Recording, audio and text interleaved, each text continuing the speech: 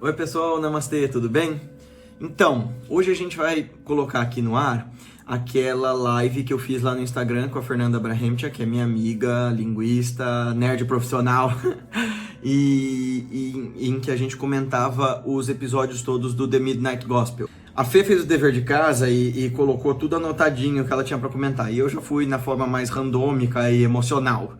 Então eu esqueci de comentar uma coisa sobre o episódio final, e que eu acho legal que vocês saibam, que eu falo várias e várias vezes do Baba Ram Dass, que foi um místico do século XX, a gente pode dizer que é um mestre espiritual. Ele faleceu ano passado, quando eu estava lá na Índia, embora ele era americano e ele passou os últimos anos da vida dele nos Estados Unidos, mas ele foi um desses grandes precursores que trouxe o yoga, a meditação, o Bhakti Yoga, a presença da atenção focada para o Ocidente. Aliás, a primeira geração de pesquisadores e praticantes de mindfulness devem muito a ele, né? O Daniel Goleman era irmão discípulo, era Guru Bhai dele, então, portanto, discípulo do mesmo mestre, do Maharaj, que também é muito citado no desenho. O John Kabat-Zinn, esses caras todos conheceram o Ram Dass e, por conseguinte, o guru dele, o Ninkaroli Baba. O próprio Krishna Das, o Bhagavan Das, que foi quem apresentou ele para o mestre. Vale muito a pena assistir um documentário que chama-se Fierce Grace, Graça Feroz, eu comento isso no programa, e também um outro que chama Coming Home, que tem no YouTube, falando sobre os últimos anos de vida dele, ele se preparando para morrer, e ele aparece no desenho, no episódio final. Ele aparece lá no finalzinho de tudo, quando o Clancy entra no ônibus e encontra o tiozinho de bigode. É o Ram Dass e a voz do Ram Dass dizendo "Just be here now, just be here now", ou seja, esteja aqui agora, que é o nome do principal livro do Ram Dass, Be Here Now, vale muito a pena ler. Então esse era o único detalhe que muito interessante e especial para mim desse último episódio, que é o melhor para mim, o melhor episódio da série. Mas fora isso, fiquem com os brilhantes comentários da Fê e a nossa entusiasmada análise dessa série que eu gostei demais. Espero que vocês gostem, depois deixem seu feedback e até mais. Boa noite pessoal, tudo bem? Sejam bem-vindos. Tudo bem? Vão entrando, vão chegando. Daqui a pouquinho a Fê aparece aí pra gente começar o nosso papo. Eu gostaria que vocês chamassem os seus amigos, mandassem essa live para um monte de gente, para a gente conseguir fomentar essa discussão, deixar ela mais interessante, porque é um troço que eu estou muito feliz de fazer. E vão mandando essa live para todo mundo. Tá, pronto. E aí, gata? E aí? Põe o fone, senão vai ficar dando eco. Eu preciso de um fone. Ai, mas tá aqui.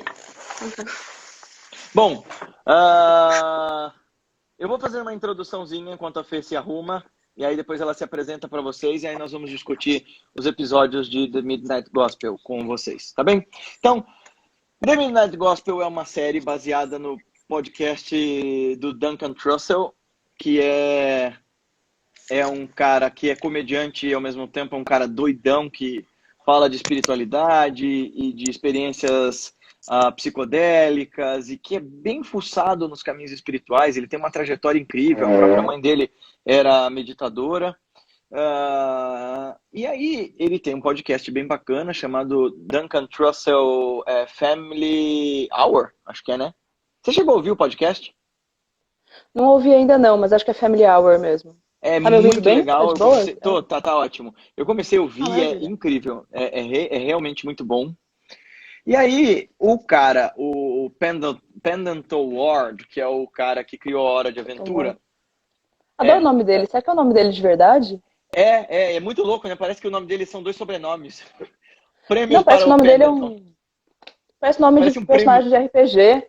Parece. Bom. Tô aqui tentando fazer gambiarra pra parar o celular. Foi assim, eu peguei esse desenho e por causa do Pendleton Ward, eu não conhecia o Duncan Trussell, eu peguei o desenho porque eu sempre amei Hora de Aventura, e aí eu comecei a assistir e falei, bom, sempre gostei dessa coisa doida, sem pé nem cabeça, que eles criam, especialmente nos desenhos do Pendleton, e de repente, no meio do desenho, o cara começa a falar de mindfulness, eu falei, ué, Só que era num papo muito profundo. E aí eu fui sendo pego pelo desenho e aí mandei pra Fernanda, mandei pra um monte de gente, falei, assista esse negócio! E eu fiquei completamente tomado por esse assunto, eu achei bem legal. Você praticamente bateu na porta das pessoas. Você tem 1 minuto para ouvir a palavra do Pendleton Ward do Duncan Trussell. Mais ou menos isso que você fez. Foi. Mas eu tinha vários minutos. Então, Fê, se apresente. Oi, seres. Meu nome é Fernanda Braencha. Hoje eu vim causar um pouquinho no Instagram do Guilherme, que vocês amam. E eu sou eu sou tradutora, revisora e audiodescritora. E fora isso, tô por aí brisando nos rolês. Fora isso, ela é nerd profissional. Bem que podia ser uma profissão, não é? Podia, não é?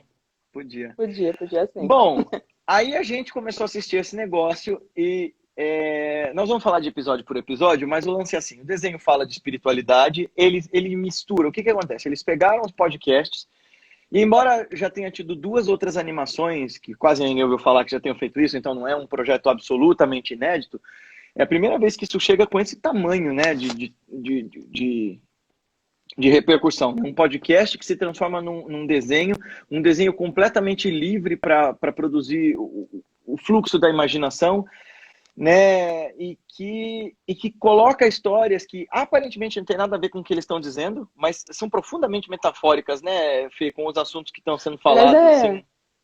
Isso é uma coisa que eu achei muito interessante nesse desenho. Dá a impressão que a linha de assunto que acontece no áudio e a linha de ação que acontece no vídeo são quase descoladas, são quase dissociadas. Isso me levou a pensar que talvez, na verdade, eles tenham gravado o podcast e depois pensado o que fazer com a animação. Ah, não, é exatamente isso. E foi exatamente isso que rolou. O podcast já existe há bastante tempo, há vários anos.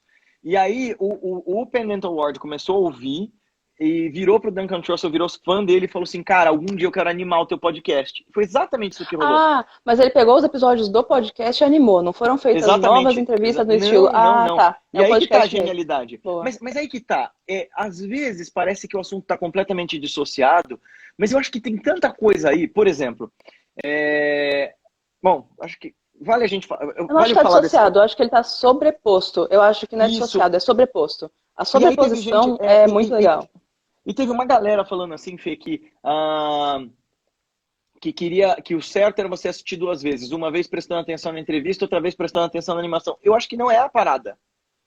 Porque, se for melhor pra você, se você sentir que você precisa de 2 vezes pra assimilar e tá disposto a ver 2 vezes, vai nessa.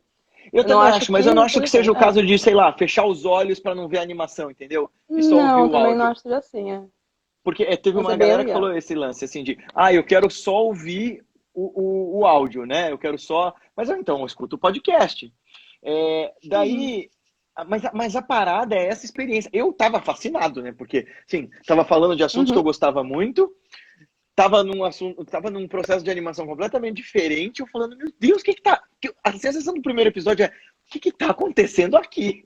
Incrível, né? Eu votaria naquele presidente do primeiro episódio demais. Achei ele maravilhoso, gente. Mas uma das coisas mais lindas dessa animação é essa sobreposição. Queria fazer um comentário só, que a dublagem brasileira tá muito boa. Isso, então, quem escolher assistir dublado também não vai ter perdas, não. Pode assistir que a dublagem brasileira tá muito legal. Muito bem feita. Nossa, eu assisti dos 2 jeitos. Nossa, aí, ó, a sincronicidade doida. Eu ia falar a mesma parada, que eu achei a dublagem excelente. Até assim, foi um trabalho de um esmero, né? Até o principal dos episódios, o 8º. Parabéns pros tradutores e dos meus colegas tradutores e pros dubladores. Parabéns por esse trabalho, nossa, tá lindo. Não, eles conseguiram retratar as emoções ali com muita perfeição. Eu chorei na versão dublada da primeira vez que eu assisti o 8º. E a dublagem do Clancy é o Fábio Lucindo, né? Que dublou o Ash. É verdade. Aliás, sim. Eu comecei a assistir dublado, tamanha a quantidade bizarra de informações que o desenho passa. Falei, não, calma, eu entendo inglês, ok, mas eu preciso me segurar em alguma coisa aqui. Bom, vamos dar um contexto geral vamos dar um contexto para quem não assistiu, né? O que acontece o Clancy, esse personagem que é esse carinha roxo, ele entra num computador bucetante, e nesse computador bucetante, o computador é bucetante, sim. Alguém vai achar os palavrões vão não pode? fazer ser reprimido pela garotada. Então Mas tudo bem, é um segue daí. computador. Ele entra num computador orgânico e dentro desse computador orgânico. Mas eu acho interessante que é um parto ao contrário. Eu tô falando porque eu acho metafórico. É como se ele fosse Não, manda parido ao ver. contrário. Ele vai para é uma jornada de fora para dentro, né? Então É acho que lindo é esse um desenho. antiparto que acontece, é lindo mesmo. E esse computador, que é um simulador de realidades, ele entra em vários mundos. É isso que acontece no geral na moldura. Aí daí a gente comenta por episódio. E, aliás, é só mais um negócio, né? Como é engraçado essa coisa do computador ser uma vagina, ser o símbolo de onde começa a vida, porque o Michel Maffesoli, que é um antropólogo, um sociólogo que eu adoro, ele é incrível. Num dos seminários que eu assisti dele, aliás, rendeu uma palestra que depois virou um curso, ele fala sobre a restauração do sagrado, o ressurgimento do sacral no nosso mundo contemporâneo. Porque depois dessa aridez da reta razão, desde o iluminismo, a gente no século XXI começou a buscar novamente pelo sagrado. A gente viu que do niilismo acachapante da reta razão, a gente não tirou as respostas profundas que a gente precisava, e uma pessoa ele fala, olha, a gente está resgatando de volta esse sacral não mais como um dogmatismo fechado, mas como um processo de restaurar o lúdico, o onírico e o simbólico. E esse desenho é todo sobre isso. E ele chama isso de reinvaginação do mundo, Maffesoli. Então eu falei, Sim. puta que da hora, assim, o processo todo sendo isso que você falou, né? De entrar ao inverso nesse universo. Uhum. Não, isso é lindo, isso é lindo. Outra coisa bacana é que, de novo, como no começo de Hora de Aventura, do Hora do Adventure Time, eu acho que mais no começo do que depois, o Pendet Ward faz uma coisa que é ir inserindo contexto sobre o estado de mundo aos poucos. Você não chega Uhum. no primeiro episódio e já sabe, olha, esse mundo é assim, tem isso, aquilo. Não. Às vezes, no terceiro episódio, tem uma sequência de cenas no começo que são imagens brevíssimas que te mostram alguma coisa sobre aquele estado de mundo. Então você vai construindo o estado de mundo aos poucos. Eu acho isso um recurso narrativo muito legal. Muito mais legal do que você chegar do nada. Então, esse é o mundo, ele tem isso, ele tem aquilo. Você vai dando detalhes, vai percebendo o estado de mundo. Eu acho isso muito bacana. Uhum. É Outro uma comentário de viagem, né, tradução, Fê? né? Sim. Outro comentário de tradução é o. De tradução, né? De língua, é o nome. Que eu acho títulos muito interessantes. O nome The Midnight Gospel. Por mais que Uhum. gospel normalmente seja traduzido para evangelho em português, nem sempre isso está muito exato, porque gospel, você que é filósofo pode me corrigir melhor, mas tem a impressão que eles usam gospel em inglês para falar de manifesto, tratado ou É. tese. Sim, sim. Então, também atentar isso aí. As pessoas, gospel, tipo, evangelho, é mais um tese, tratado filosófico, o uso de gospel em inglês. E a Vai mais coisa ou da menos por aí. meia-noite, né? Todo. Porque até vi um vídeo falando assim que eu não acho que é muito acertada a comparação, mas a galera, porque é uma animação adulta, quer comparar com Rick and Morty, né? Hum. E eu, Não, eu acho que eu também gosto muito de Rick and Morty, mas não eu acho também parecido. Eu gosto gosto, muito mas dos eu acho dois, que mas não não acho cabe. parecido. Eu acho que eles não são nem de Não. longe parecidos, eles só são animações para adultos. Eu acho que é aí que Eu acho que para o a parada. Brasil, eu acho que o Brasil está pouco acostumado com animações para adultos. Ainda existe muito uma É, noção de que animação é para criança. E essa animação, na verdade, tem classificação indicativa 18 anos. e precisa mesmo, né? É uma boa. Eu acho que precisa, mas não é porque ela choque, é porque talvez detalhes sobre a desconstrução do ser sejam melhores para adulto. Acho que a criança está É, na época de construir, não de desconstruir, então talvez seja mais por isso do que por qualquer choque. é, é verdade. É. E, nossa, realmente. Bom, Uhum. agora, teve um comentário que um cara fez dizendo assim, olha, se a gente pudesse comparar como é que as duas séries se antagonizam, o Rick and Morty tenta refletir sobre a vida e sobre a existência, mas de uma forma nihilista, fato. E Uhum. o The Midnight Gospel tenta trazer uma visão holística, né, espiritual do mundo, mas o que é legal é que ele coloca isso de uma forma muito honesta, muito franca, e isso é o Duncan Trussell, ele no podcast ele fala da depressão dele, ele fala das experiências dele Uhum. com drogas, ele fala das experiências pessoais dele, é muito interessante, é muito Ele é bem íntimo o sincero, negócio, né? Ele muito. não se preserva muito, ele se expõe bastante nesse podcast. E ele é um puta Mas uma coisa praticante, diferente, Fê, não, mas aqui ele uma é um diferença puta também praticante de meditação. Fala, é perdão. que uma diferença são os discursos das pessoas. Em Rick and Morty, a gente tem uma narrativa guiada por personagens específicos e constantes. Em The Midnight Uhum. Gospel, a gente tem participações. São as pessoas que vêm e constroem vão levar os episódios para lugares diferentes. Não é sempre o Clancy, não é sempre o Duncan falando sozinho. Acho Aham. que isso também vai dar uma diferença no tom, né? Cada um vai ter o seu tom. Sim, sim. Os episódios, eles não são todos iguais. Né? Não, não, nem de longe eles são iguais. Eles são essa mescla. É quase. É realmente, sendo piegas, né? É a jornada do herói do Clancy, mas de uma forma.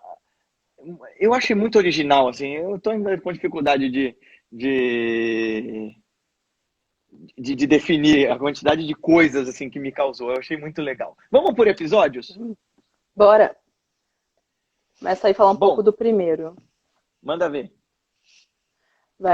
Vamos ver. O primeiro episódio ele já começa lindo com aquele presidente falando do posicionamento dele sobre drogas, que eu achei incrível.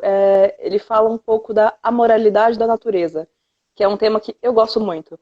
De a natureza ser amoral. Ela não está nem tentando te premiar, nem tentando te punir. Então ele fala, drogas são substâncias que ou existem na natureza ou foram feitas por humanos.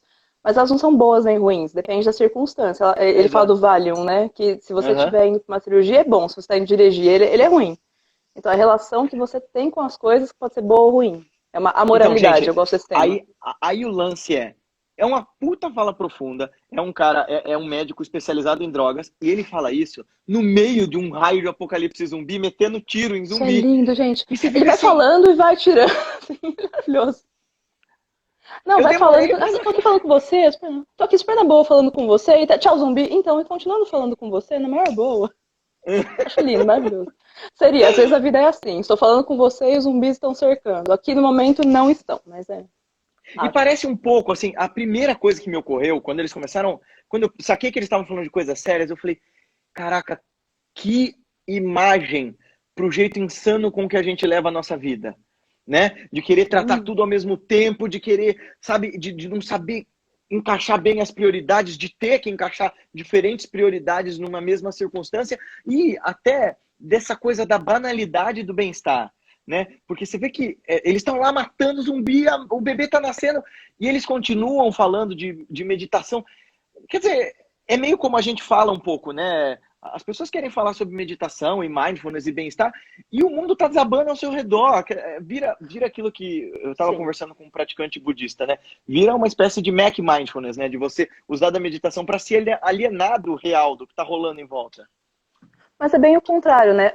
Eu acho que o mundo está acontecendo ao redor não é um motivo para não se falar de meditação, é um motivo para você falar enquanto cuida das questões práticas. Uma coisa não anula a outra. O mundo prático continua acontecendo, as duas coisas elas vão acontecer trançadas, né? Como acontece no episódio, ele tá lá. E até a Denise falou para nós, e o zumbi em si já é uma imagem muito interessante, né? O morto-vivo, ele não reflete. É o estado de zumbi da sociedade, né? Vamos olhar para o Brasil nesse momento. E quando a gente chegar no episódio 7, essa discussão vai voltar, porque é outra coisa que eu gosto muito, zumbis, porque eu gosto muito dessa temática da morte, e vou fazer uma breve digressão sobre zumbis. O que é o zumbi? O zumbi é alguma coisa que você tentou trazer de volta e não deveria ter trazido. O zumbi é a inaceitação do que tem que ir embora. Isso pode valer desde uma morte, até um relacionamento que parou de funcionar, até um sistema de saneamento básico. Quando volta uma coisa que devia ter ido embora, a gente tem um problema, a gente tem um zumbi. Não sei se alguém aqui já assistiu Annabelle, por acaso. Uma coisa que fala numa das prequels de Annabelle foi um casal que tentou trazer de volta uma filha que morreu. Eles não deixaram ela ir e ela voltou, mas como volta? Volta de um jeito corrompido, bizarra, e de um jeito que não queria ser. Mary Shelley já trouxe isso pra gente em Frankenstein há muito tempo, mas é a volta do que devia ter ido, do que não devia ter voltado. O zumbi é uma metáfora muito forte para você não deixar as coisas fluírem. E por isso ele é um problema, por isso ele é corrompido. E deixa eu só ver aqui. E quando eles se tornam zumbis e veem o mundo na visão zumbi. Então, tem uma dupla mensagem aí, né? Tem, por um lado, às vezes quando a gente se aliena com todo mundo que tá agindo de forma automática e louca, a gente entra nessa vibe e curte.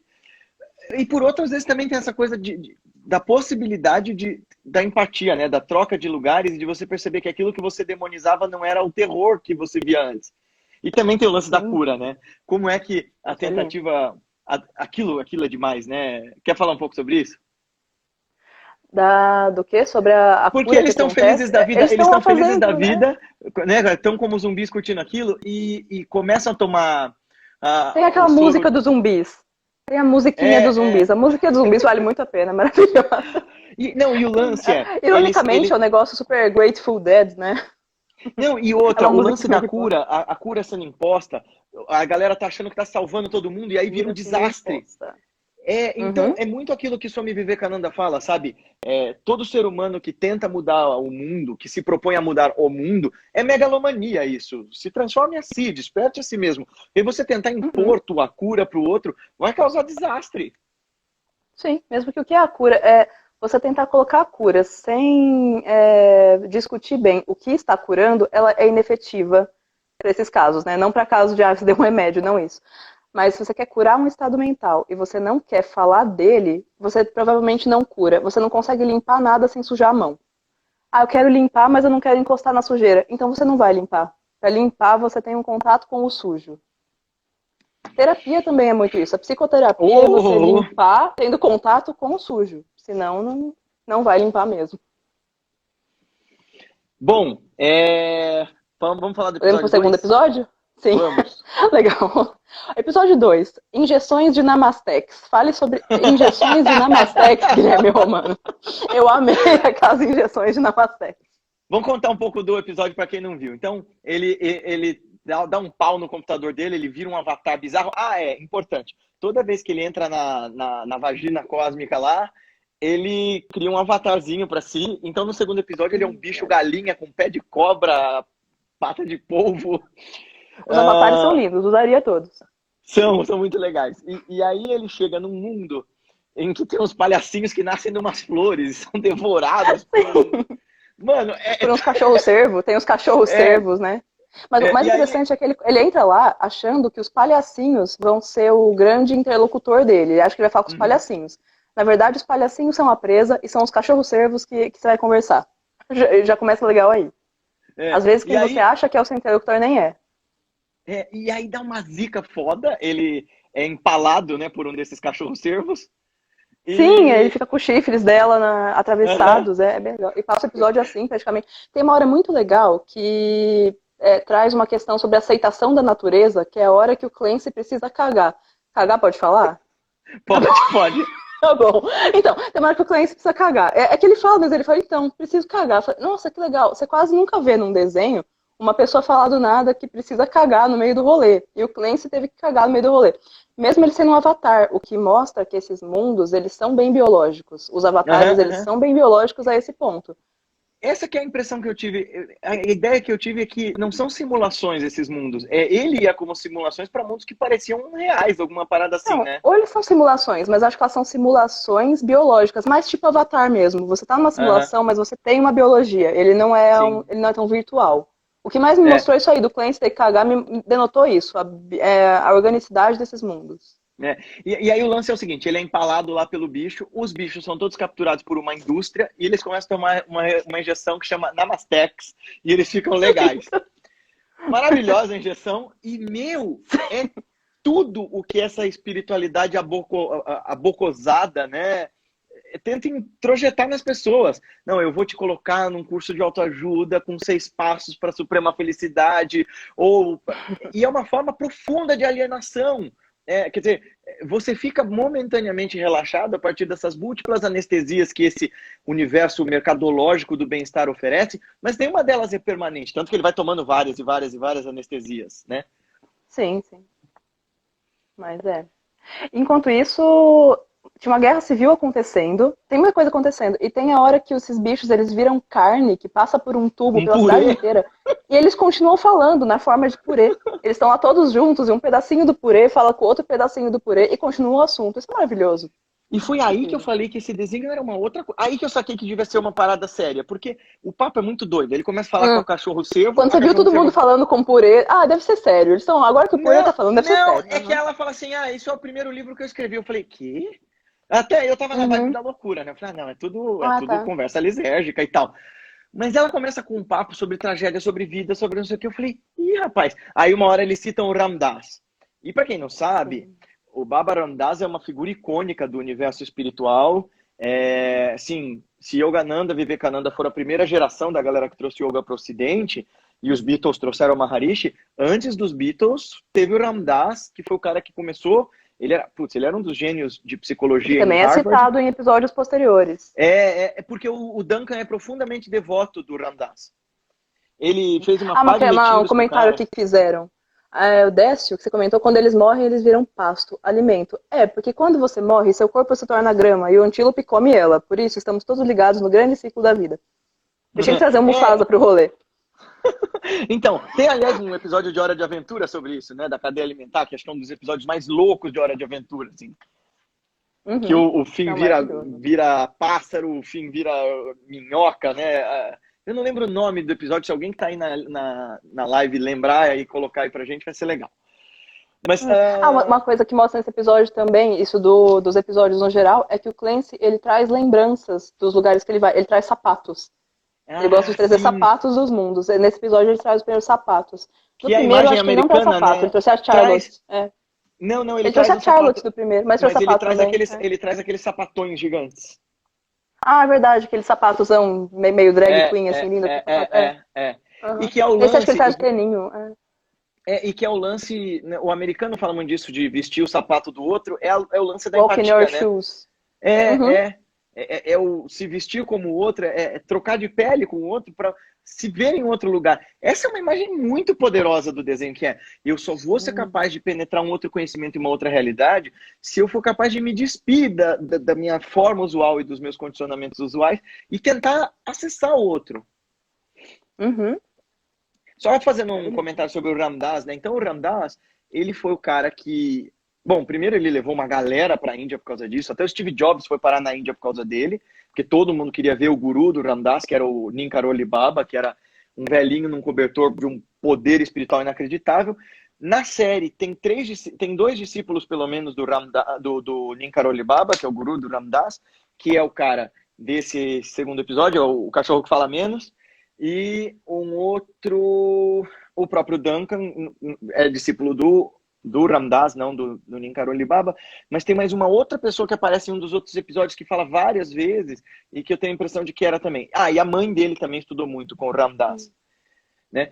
Então o Ram Dass é o cara que na década de 50 fazia experiências com LSD e depois passou a praticar espiritualidade. Recomendo muito que vocês assistam um documentário sobre ele chamado Fierce Grace, né? A Graça Feroz. É muito legal. E aí, a Guerra Civil, alguma coisa a mais para falar sobre o episódio 2 pra gente... Não, acho que a gente pode ir pro 3. Então tá. Episódio 3 lindo, sobre magia e ocultismo. Muito legal esse episódio. Muito legal mesmo. Muito. Uma coisa interessante. O cara, né? O cara, eu dei uma lida depois, Uhum. Vale muito a pena. Uma coisa interessante que ele falou, que eu anotei, né? Peraí, começa primeiro, que depois eu vou focar mais no episódio. Eu ia só fazer um contexto. Mas manda ver. Uhum. Não, pode fazer um contexto antes.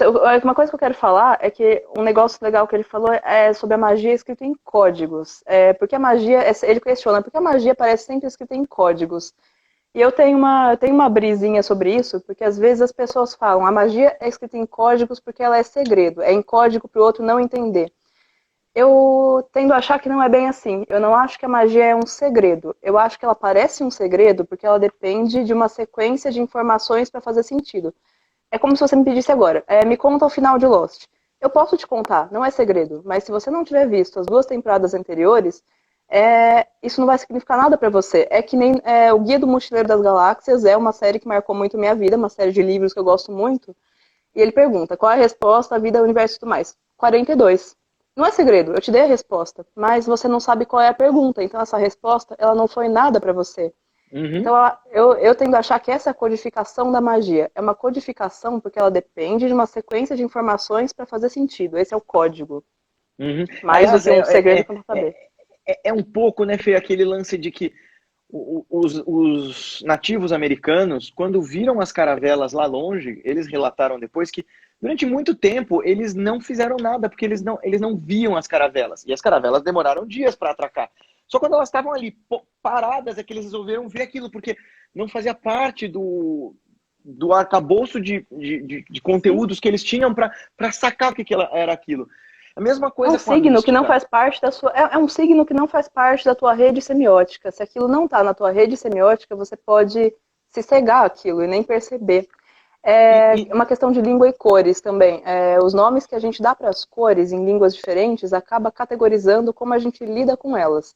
Uma coisa que eu li é que o tupi, a língua tupi não tinha inicialmente nomes diferentes para azul e verde. Azul e verde eram entendidos como uma cor só. Então, o jeito que a gente categoriza as coisas acaba moldando o jeito que a gente vai lidar com elas. e a Acaba que. linguagem, e isso Já que você você trouxe as pode falar caravelas, melhor.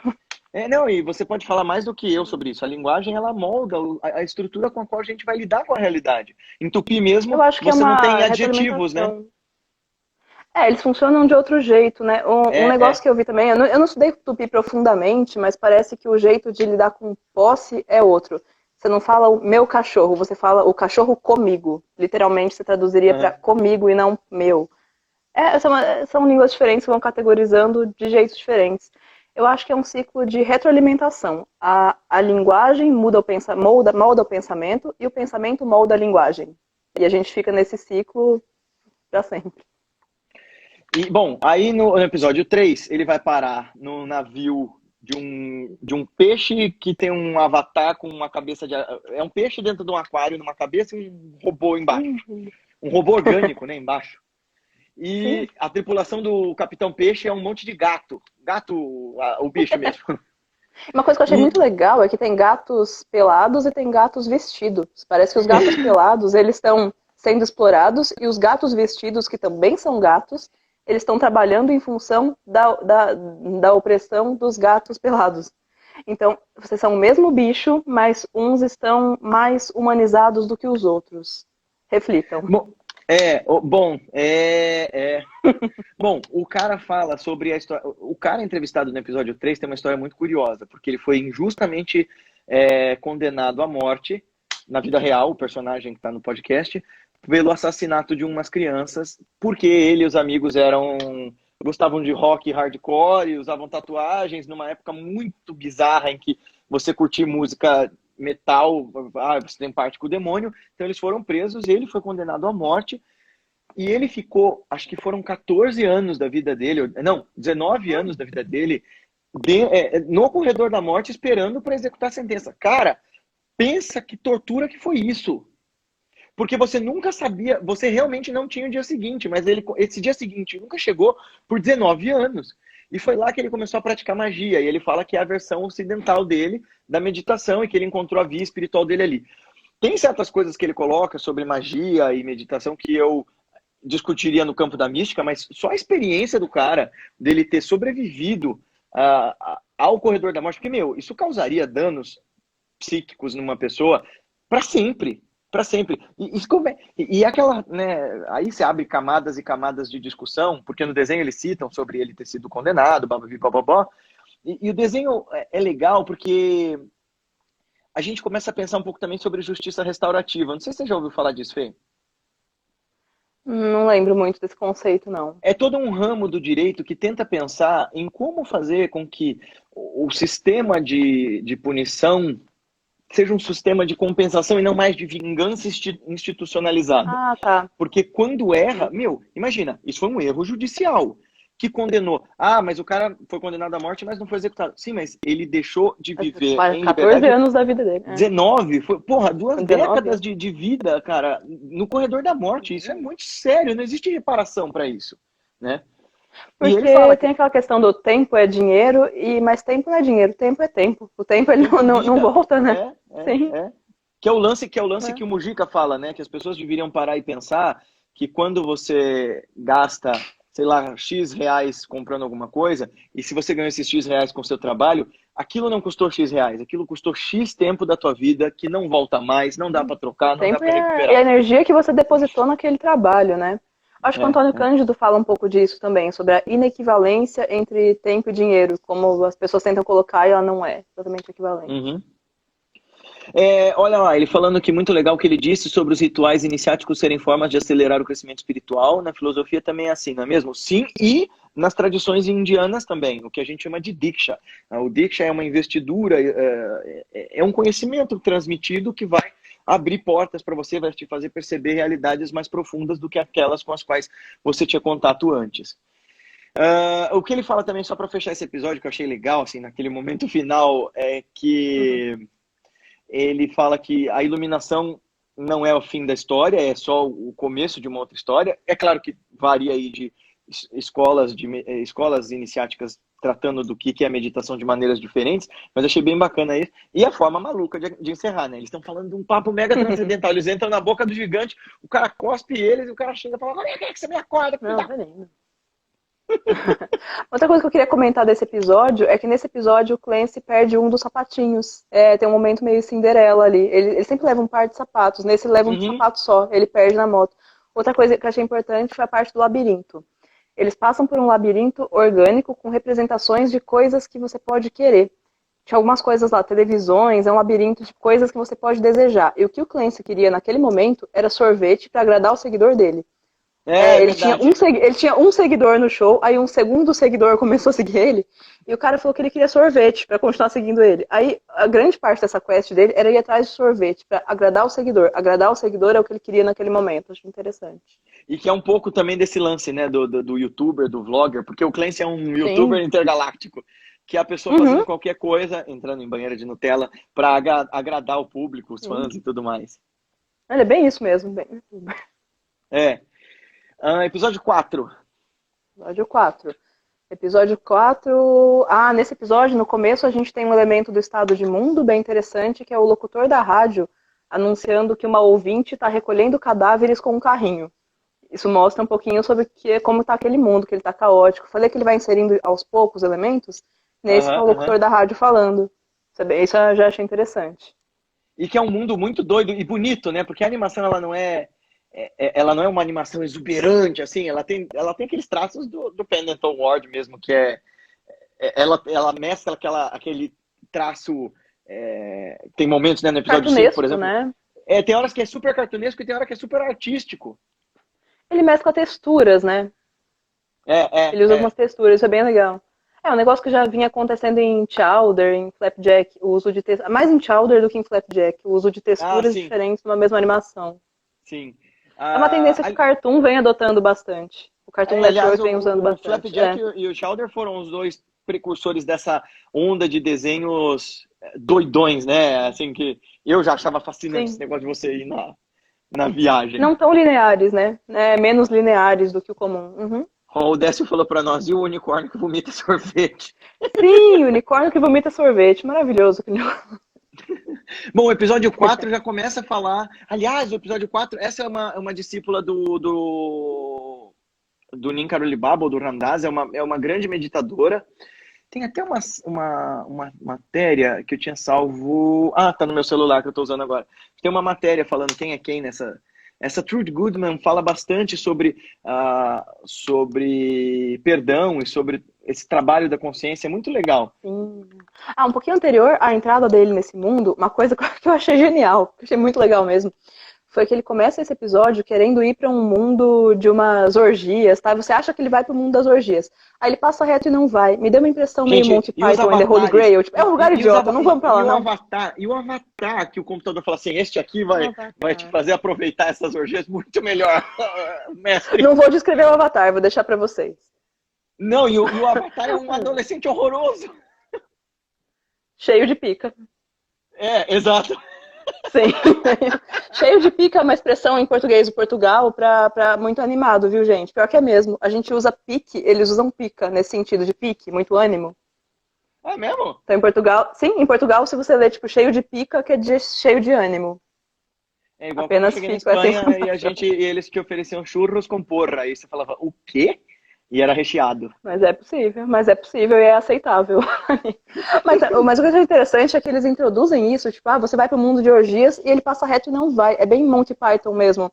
Não sei se você já assistiu, aquela cena que eles fazem todo um musical pra ir pra Camelot, aí no final, não vamos não, é um lugar idiota. E a ação continua sem que eles vão pra lá. Eu acho muito legal, tipo, Gotcha, não vamos pra esse lugar não, seria um episódio idiota, vocês não querem ver esse episódio das orgias. Mas aí ele vai pra esse mundo que tem a Trudy. Que é um mundo terrível, né? Um mundo medieval terrível. O negócio, esse sim é bem RPGzão, né? Bem... Total. Sim. Mas uma coisa legal que ela fala, você falou que ela fala muito sobre perdão. ela passa o episódio focando na temática do perdão mesmo. Uma coisa que ela fala é que você não tem que ter amizade com todo mundo, você não tem que desenvolver amizade por todo mundo, mas que a raiva pode te aprisionar. Então, uma coisa que você pode fazer por você se libertar dela. Eu achei isso um foco, um ponto nevrálgico do discurso dela. Ah, essa professora, ela é professora de Vipassana. Para quem, né, achou que o desenho é só loucura,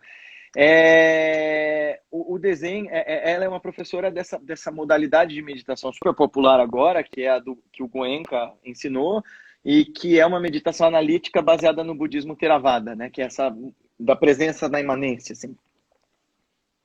Uhum. Ela fala de mindfulness também nesse episódio, né? É porque o Vipassana é a origem, né, de tudo.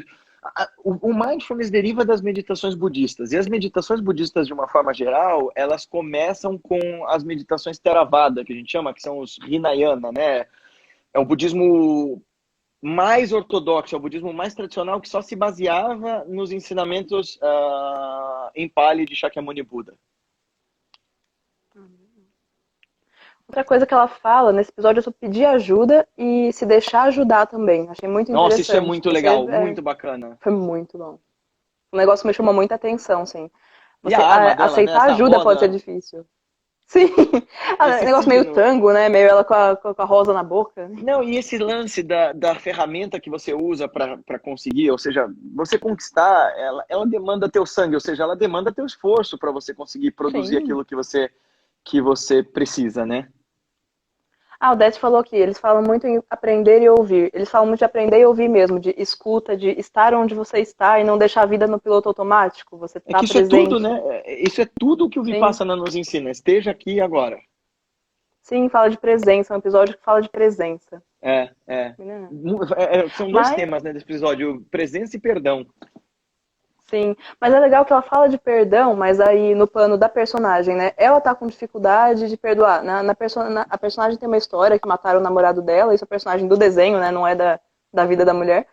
Mas então ela mesma tá passando por uma quest de tentar perdoar alguém. E isso acaba se conectando com a temática que eu falei dos zumbis lá no começo da live.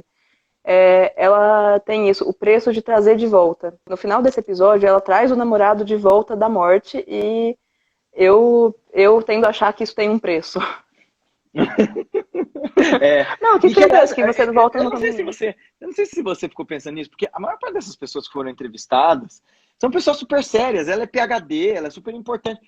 Será que eles sabiam que eles iam virar uns bonequinhos muito loucos? Eu ia lá, mas será que eles sabiam? Eu também, mas como é que será que foi a reação desse povo na hora que você se viu ali no desenho, daquela forma, nessa porra louquice toda, né? Sim, não, deve ter sido incrível. Bom, episódio 5? Episódio 5. Nossa, esse episódio é absolutamente incrível, porque ele vai parar, o computador fala pra ele não ir pro lugar que ele queria, que era a prisão dos personagens que deram errado.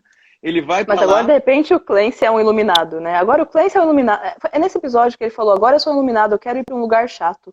Porque a noção de ser iluminado pra ele é querer fazer coisas chatas. Eu não quero mais fazer nada divertido. Muito bem, Clancy, muito bem. E ele vai pra uma prisão que é muito curiosa, porque... Bom, primeiro ele vira uma espécie de gênios, né? Aquele brinquedo das cores. Sim, tem isso. E a prisão é doida, porque a prisão dos caras é ficar repetindo, parece o Nietzsche falando do eterno retorno, né? Vai ficar repetindo indefinidamente os seus processos de sofrimento e de neurose, até você aprender com aquilo. Mas isso é um conceito de inferno. Mas isso é um conceito de inferno também. De inferno em todas as tradições. Você ficar preso, Pra quem já assistiu American Horror Story, Coven, o conceito de inferno deles é ficar preso no pior momento da sua vida, ou no seu pior estado mental. Você ficar preso em loop, no seu pior estado mental, é o conceito de inferno daquela narrativa. E isso é total as tradições meditativas que o Duncan Trussell gosta tanto, né? Porque o budismo e o hinduísmo vão falar com veemência, assim, principalmente o yoga. Não existe uma dimensão extraordinária, ulterior a você, que vai te levar ao paraíso ou ao inferno. Esses lugares, eles são extensões de você aqui e agora. E você vai ficar... esse lance do eterno retorno, né? Até que você aprenda, os teus problemas vão ficar, essa comiseração vai continuar. Sim. A Luísa comentou aqui que na prisão aparecem personagens de episódios anteriores, como a mulher que matou a pessoa que matou o namorado dela, ela tá nessa prisão das almas. É o que me leva a crer. Ela está na prisão das almas. Ela está aprisionada pelo estado de raiva dela, que é o que ela mesma falou no episódio. É uma prisão que você está da sua própria raiva, no caso dela. Acho que isso fez muito sentido, porque é a prisão das almas que eles falam, né? Também é uma prisão cheia de grafismos pythonescos e cheio de loops, cheio de retornos. O cara morre e retorna. Acho isso bem interessante.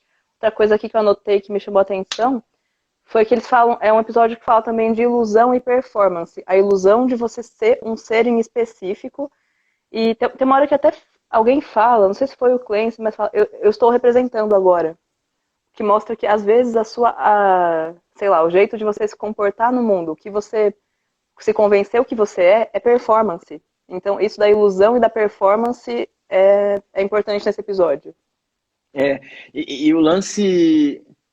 A gente está um pouco correndo, gente, porque o Instagram... A gente ia transmitir pelo YouTube, mas eu não tinha conseguido fazer o lance pelo YouTube. Mas o Instagram, ele corta a transmissão quando dá 1 hora.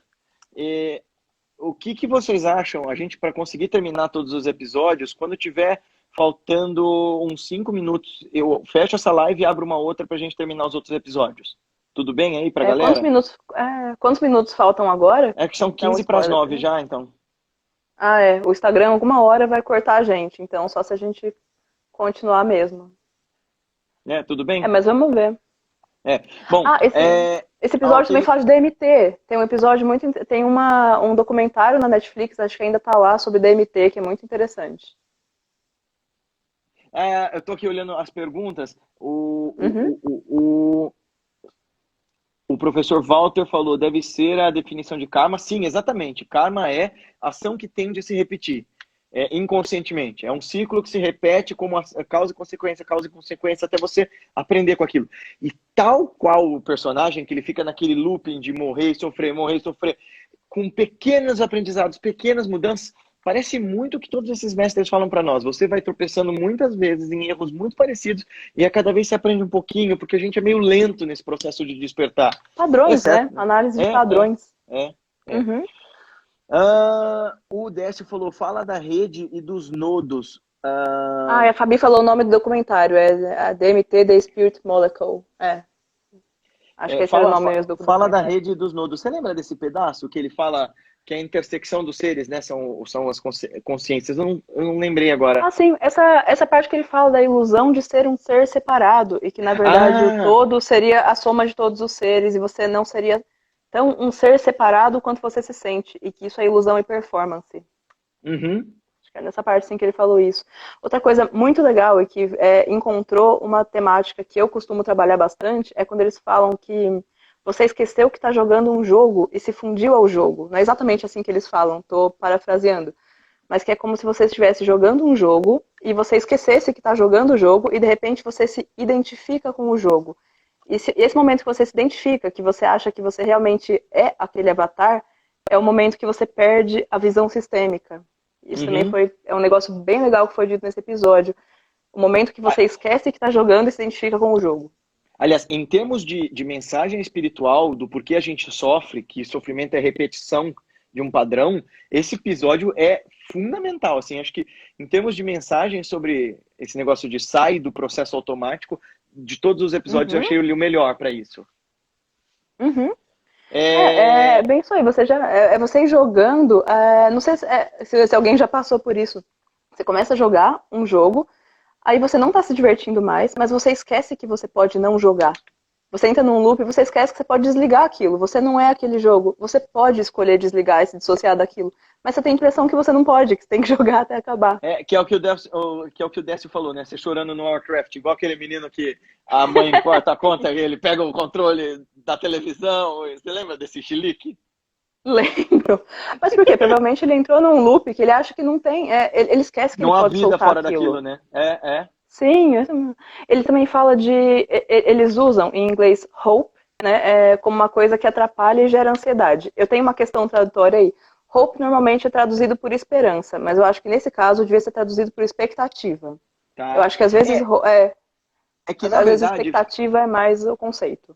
Nas filosofias, veja, tanto nas filosofias soteriológicas, né, de meditação e tal, budismo, Vedanta, yoga e algumas filosofias gregas clássicas, a esperança é um mal. A esperança é uma ansiedade com o futuro baseada apenas na sua vontade de que as coisas sejam boas. Mas é Então, expectancia ou é expectativa? Porque então, aí que eu tá. percebo Porque linguisticamente.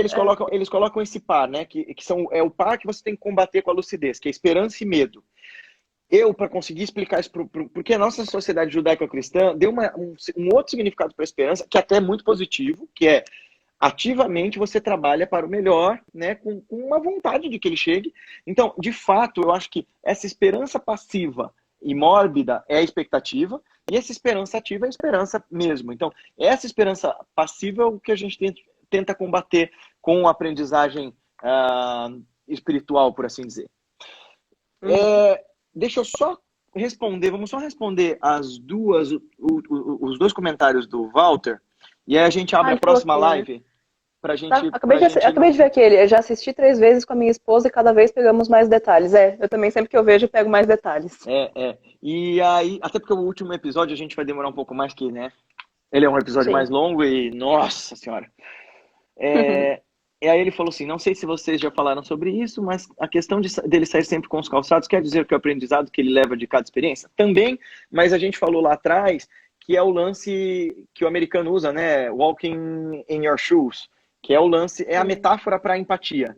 Eu só sou capaz de acessar o outro se eu me visto como ele, ou seja, se eu acesso o outro e deixo que o outro me acesse.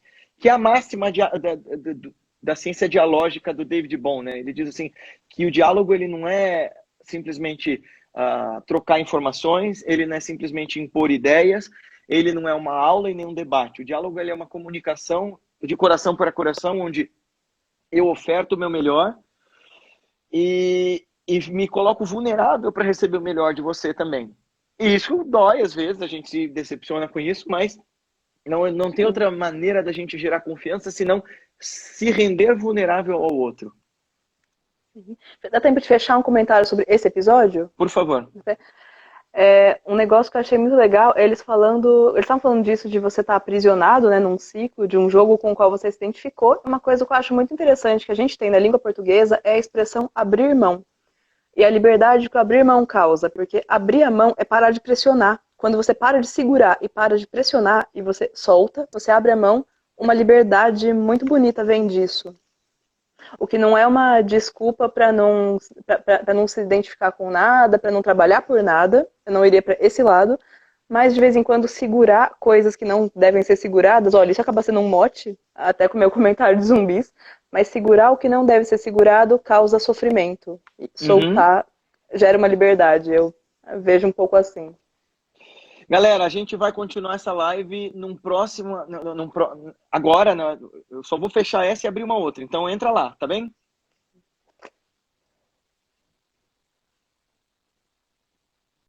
Pronto, voltamos. Voltamos. A gente vai dar um tempinho pro povo entrar, a gente vai cantar, fazer uma apresentação, a gente já vai pro episódio 6.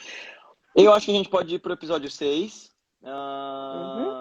Vamos lá, o episódio 6 chama Mente Superlotada. É quando ele tá convencido de que ele é iluminado, né? É nesse que ele tá convencido que ele é iluminado e agora ele quer fazer coisa chata, não sei.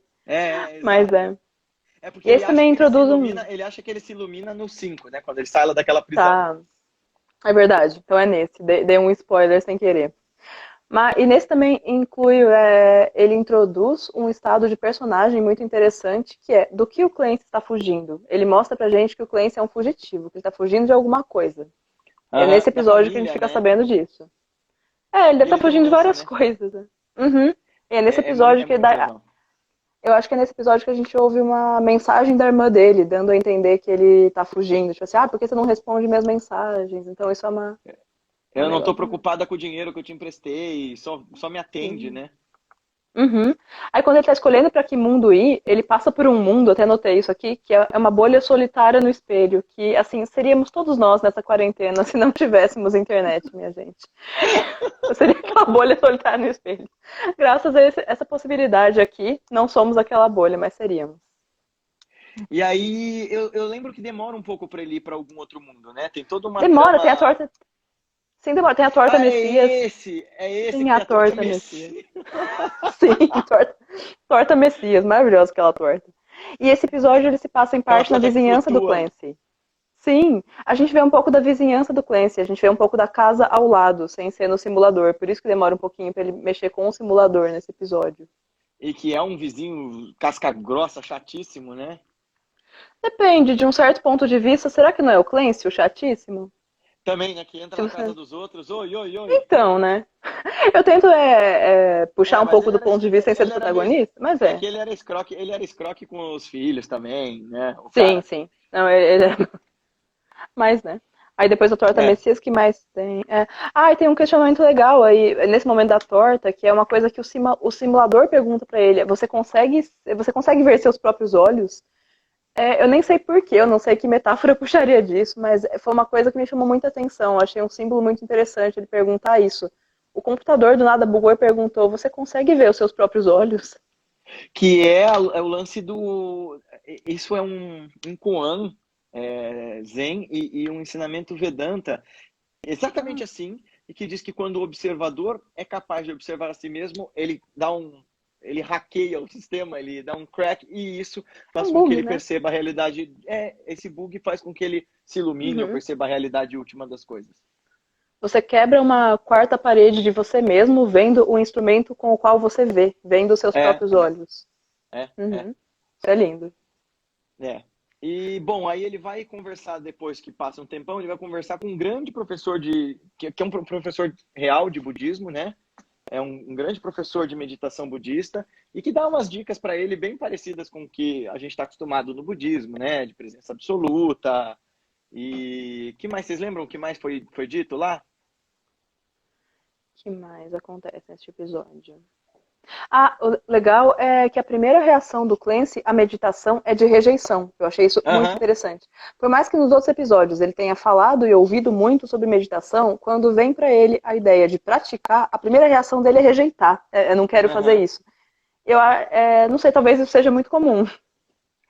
É muito comum, e especialmente em gente que se diz espiritual ou espiritualizada ou no caminho na busca, que usa desse tipo de sistema e prática, exatamente como o Clancy, como uma espécie de adereço, como uma espécie de entretenimento, como uma espécie de diferenciador, sabe? Ah, olha, eu sou um cara tão legal porque eu pratico essas coisas, mas na hora de sentar e fazer, porque veja, meditação também passa necessariamente por monotonia. E no mundo anti-monotonia, no mundo hiperacelerado, a gente rejeita essa ideia. Como assim a paz que eu estou procurando vem da monotonia? Uhum. Outra coisa que acontece nesse episódio, acontece também no dos cachorros servos, é que alguém chama o Clancy de Duncan e ele só fala, tipo, quem é Duncan? Mas eles não cortaram É, isso, eles deixaram no episódio. Achei muito então, interessante, como eu ele tive a cria um impressão de, personagem, né? eu tive a impressão de que eles ou convidaram o pessoal entrevistado ou colocaram um ator para fazer algumas coisas, né? Que nem, por exemplo, aquela hora que o peixinho Uhum, do episódio 3 xinga o gigante. Aquilo, sim. claro, não foi o entrevistado, foi do episódio. Não, fora que ele com esse polvo, o avatar polvo molenga, né? Que não consegue ficar de pé. Ai, ai. Bom, Ah, vamos e pro seu também. favorito. Ah, Ah, não, mas fala. calma aí, que ainda tem uma pergunta interessante nesse episódio, que é o que te faz achar que é um ser iluminado capaz de salvar os outros seres? Ele pergunta isso diretamente pro Clancy e fica sem resposta, mas ele estava nessa síndrome do herói, né, de, olha, eu sou um ser iluminado, eu vou salvar os outros seres. O que te faz pensar isso? É bem legal jogar essa pergunta pro personagem. Achei bem necessário. Bom, o próximo Tem é, a acho que parte do o. plug anal. A gente tem que falar do plug anal, meu.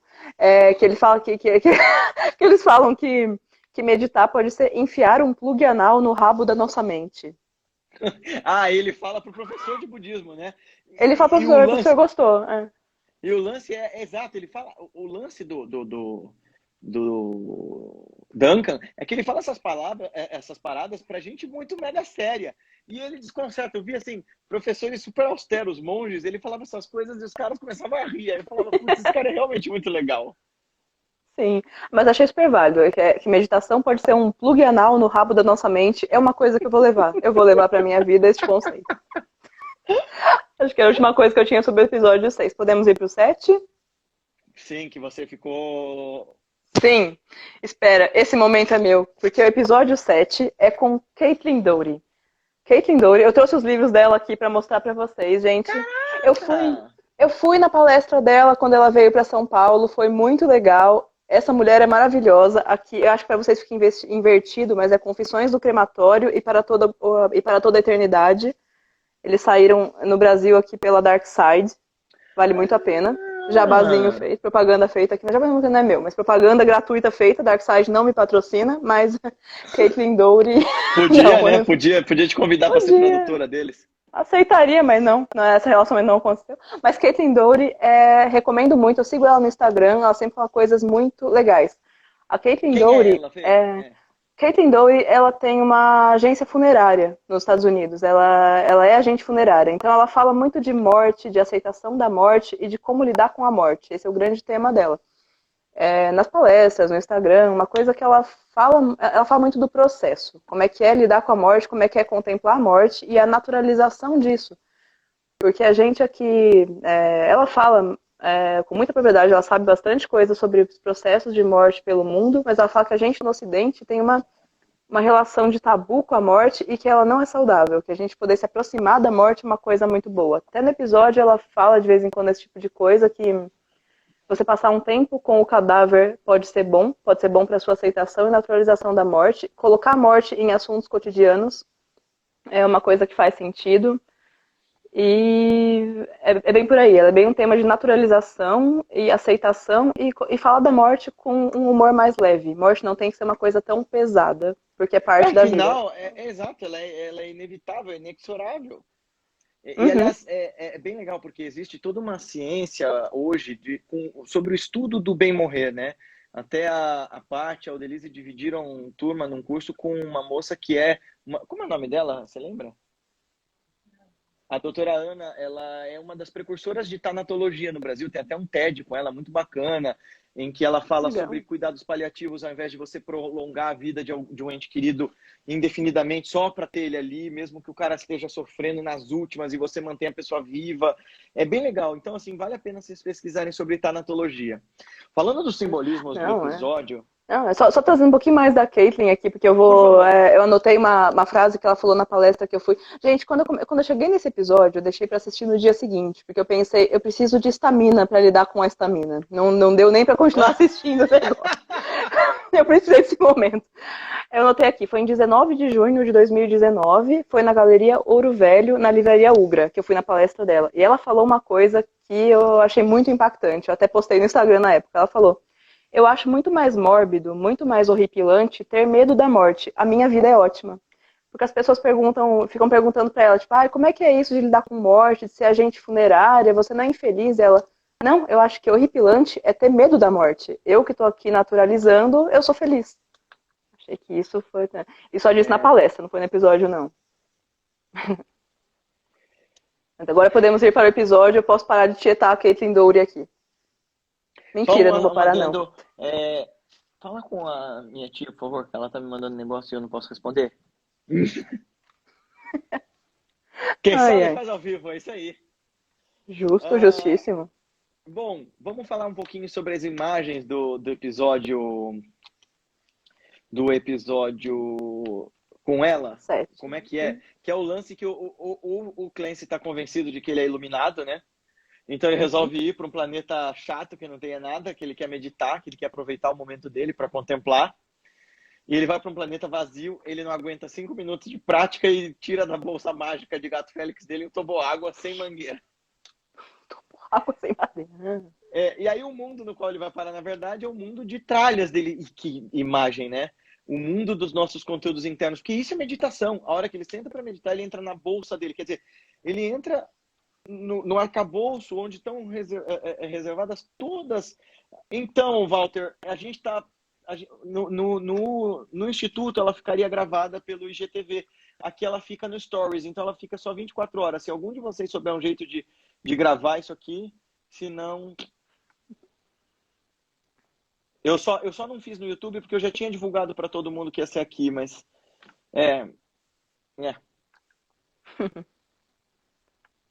Enfim, eu não sei por que o meu perfil, o da Guilherme... do Guilherme Romano, da minha página, não está funcionando. A série é da Netflix, ela é exclusiva da Netflix, Jonathan. Ela tá lá, ela acabou de sair, inclusive. Mas dá para ver até amanhã, mais ou menos, esse horário. O que é uma pena. Se não, qualquer coisa, se vocês gostaram, a gente marca mais coisas com a Fê e discutindo nerdices. Sem nem perguntar para ela se ela quer. Não, não, e não estou aqui forçada, não estou presa num porão, não, gente, de boa. Não, Eu estou aliás, feliz de estar aqui. antes da gente falar sobre a árvore da vida, né, o Sefirot, que aparece lá, a gente vai falar então sobre isso. O menino se propõe a meditar e ele vai para dentro da bolsa dele. E nessa bolsa caótica aparecem conteúdos dos mais diversos. Quer dizer, é a nossa mente quando a gente quer meditar. E dentre os conteúdos que aparecem para ele, o primeiro deles é a morte. E bem, ela fala, bom, primeiro para eu conversar com você, eu preciso que você me imagine qual é a forma que eu tenho. E ele imagina a forma mais ridícula possível. Não sei se porque a cabeça do Clancy é louca ou se porque ele queria fantasiar a morte sendo algo que ela não é. Eu acho que um pouco das duas coisas. É legal ela falar assim, ó, antes de eu começar a dialogar com você, você tem que me dar uma forma. E ele, na verdade, ele escolheu uma mistura de várias coisas. Pode ser em parte porque ele queria dar um tom divertido, mas talvez não fosse um tom divertido. Talvez ele quisesse fugir de encarar que aquilo era morte, ele queria brincar com aquilo. E acabou que eles simplificaram muito o conceito depois. Essa cena foi legal. E aí, bem, ela começa todo um papo com ele, né? Ele vai andando com a morte, buscando a mangueira para andar no toboágua dele, mas ele vai conversando com a morte, entrevistando Toboágua ela sem ao mesmo água tempo. dele. E ela vai começando com um papo. É uma morte com um olho ridículo. Por que ridículo? Tadinho do olho. Porque ele chama assim, né? Não, pode ficar então com o olho esquisito. Eu quis um negócio assim. Mas aí o pessoal do Meteoro deu uma interpretação bem legal, né? Dizendo assim, olha, eu tenho que deixar um pedacinho de humor para lidar com a morte. A morte é o que é, mas há uma partícula dela que pode ser muito bem divertida, muito natural, enfim. Não, mas ninguém melhor para ser uma morte bem humorada do que a Caitlyn Dougherty. Ela é sempre uma morte bem humorada. Ela sempre fala com muito bom humor. O Instagram dela é uma delícia de seguir. Uma coisa que ela fala é que o melhor que você pode fazer por si é estar 100% presente nos momentos de morte. É justamente não evadir. É você estar lá, estar presente. Você pode estar presente do seu jeito, com o seu humor e com o seu temperamento, mas esteja presente, esteja lá. E é nessa hora que ela fala que passar um tempo com o cadáver é bom pra muita gente. Não é de uma forma, tipo, gótica suave, Tétrica, tô eu aqui né? tirando foto no cemitério. Não é. É passar um tempo contemplando aquilo. É um negócio... ela luto, fala muito... né? Sim. Ela fala nesse episódio sobre as tradições funerárias dos Estados Unidos, e ela fala um negócio que eu não sabia, que é a tradição de embalsamar os mortos. Os Estados Unidos, eles embalsamam os mortos. Começou na Segunda Guerra, foi na Segunda Guerra Mundial. Na Guerra Civil. Foi na Guerra Civil. Porque como os corpos tinham que vir de longe para ser velados, o pessoal tinha que conservar. Mas acabou que essa tradição ficou, porque virou um negócio de muita gente, e agora eles conservam, eles colocam todos esses químicos para conservar, para enterrar. E ela, por que isso? Deixa consumir, deixa acabar, né? E isso virou uma tendência meio que no mundo inteiro, né? Porque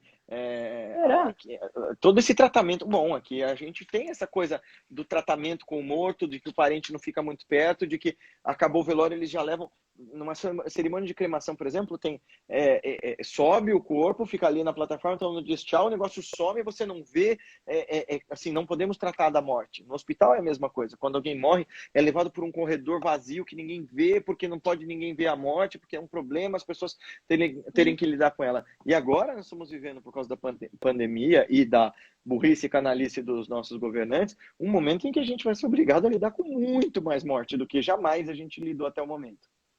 Sim, mas acho que são duas coisas diferentes, Gui. Uma coisa que ela fala é do tratamento dado ao cadáver para as pessoas poderem ter esse momento com ele. Uhum. Outra coisa é colocar os químicos para conservar por mais tempo depois de enterrado. É isso que ela fala que ela é contra. Por que conservar depois de enterrado? Depois de enterrado, deixa que siga o seu caminho natural, deixa que se consuma, né? Mas ela dá muito valor ao momento. Ela, como agente funerária, ela dá muito valor ao momento de você passar um tempo e ter uma despedida daquele morto. O que ela diz é Uhum. que colocar esses químicos para conservar, acho que foi até na palestra, ela falou, por que você precisa que a sua avó dure 200 anos debaixo da terra? Ela não precisa disso, você não precisa É. disso. Ela fala isso aí. Isso que ela está falando sobre o modelo capitalista da morte. Acho que ela fala isso no episódio. O modelo capitalista da morte acabou que ele Uhum. foi para lados absurdos e que não necessariamente ajudam o luto. Outras coisas Uhum. ajudam o luto real. Outra coisa interessante que ela fala, que eu concordo muito, é que a morte não é uma urgência. Depois que morreu, você não precisa chamar loucamente a funerária na hora. E ela fala também, tudo a ver com isso que você estava falando agora, que o morto não é perigoso. Ela fala que, no caso dessa pandemia, claro que fica um pouco diferente. Se for uma morte por É. Covid-19, ela põe essa exceção. Ela fala, a menos que o morto tenha morrido de alguma doença altamente contagiosa e que continue contagiosa, não é perigoso. O morto não é perigoso e fica até menos contagioso do que uma pessoa viva. Então não precisa ter medo de estar lá. Por isso o trabalho dela ele é seguro. É legal isso aí que ela fala.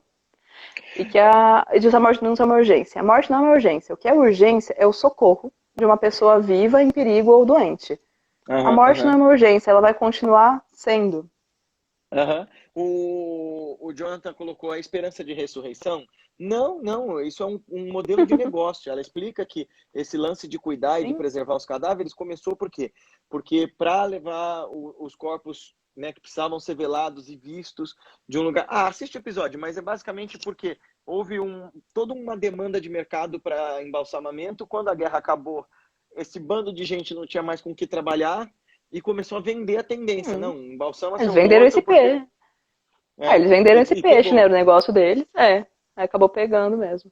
Mas ela fala de crematórios também. É uma noção bem legal de como funciona a ritualização e o negócio da morte. As duas coisas, a parte ritualística e a parte negócio por aí pelo mundo. Nos É. livros dela ela fala mais disso também. Bom, tem A uma naturalização passagem. da morte. Só Tem tem. duas A passagens. naturalização da morte é um negócio legal. Mas fala aí das Tem duas. passagens.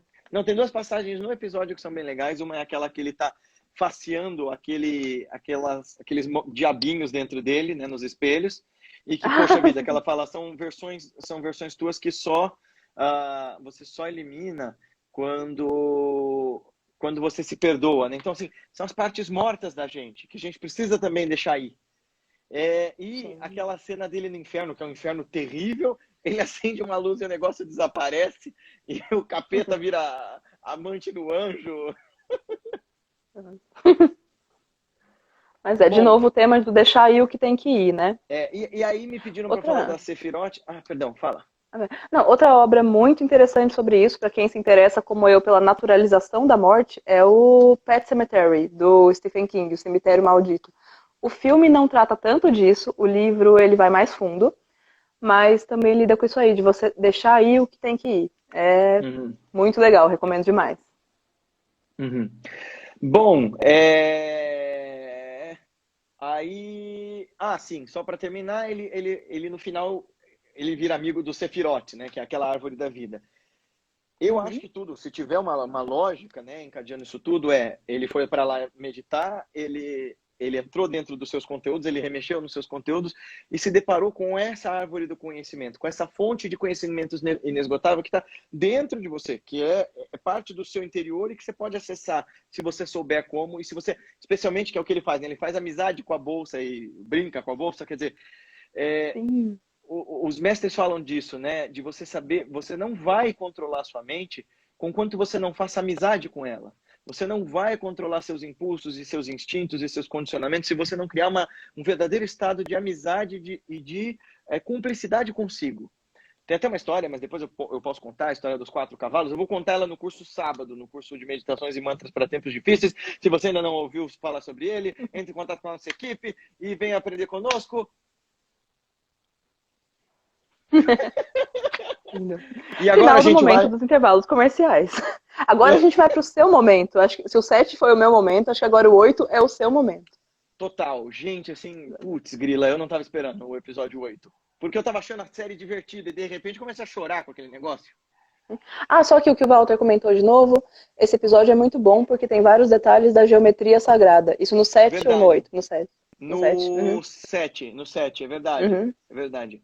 O Legal. 7, ele, aliás, Interessante também. porque a geometria sagrada é a geometria do infinito, né? Então quer falar dessa eternidade, dessa continuidade do ser, é bem legal, assim. Toda a metáfora do episódio 7 para falar sobre a morte, ele entrando na bolsa de si mesmo, eu achei brilhante, assim. É prática meditativa.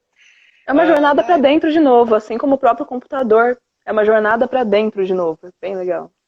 Isso. Não, o Jonathan, dos 4 cavalos, não é a mesma metáfora da Sensei. Eu sei de qual que você está falando, que uns são só mostrar o chicote, outros você bate, outros você tira sangue, outros você chega no osso. Não é essa metáfora. A Josélia aqui falando, quase me acabo de chorar no último episódio. Estamos todos juntos. Estamos aí, minha filha. Nossa Senhora. Bom, deixa eu só então contar a história dos 4 cavalos rapidinho. Dá tempo? Porque é a história de fazer amizade com a mente, que é o lance do fruto do Sephiroth, né? Dizem que um rei tinha ganhado de seus súditos 4 cavalos lindos, porém muito selvagens, e que ninguém conseguia domar, e vários treinadores tentaram montar nele e não conseguiam. Essa e outras histórias nós vamos contar no curso de sábado, então eu vou contar o começo e não termino. Nossa, todo Scheherazade, né? Negócio meio mil e uma noites. Eu vou contar o começo da história, mas para ouvir o fim, você tem que ouvir outro dia. Essa história, Jonatas, de mais cavalos é porque todas essas metáforas budistas e yógicas dos cavalos vêm dos povos e dos reis arianos, que são uma nação que fundamentalmente conquistou seus reinos em cima de cavalos. Então fazia parte do ethos deles, o cavalo. Bom, então ele ganhou 4 cavalos e ninguém conseguia montar, e aí ele fala, olha, quem conseguiu, eu dou um grande prêmio e tudo mais. Muitos tentaram, teve gente que morreu e não conseguia, até que aparece um menino jovem dizendo assim, majestade, eu quero tentar. E o rei olha para ele e fala assim, tem certeza? Era um menino franzino e tal. E ele diz, sim, eu quero, mas o senhor tem que me deixar com esses cavalos durante 1 ano, e daqui a 1 ano eu volto com eles treinados para o senhor.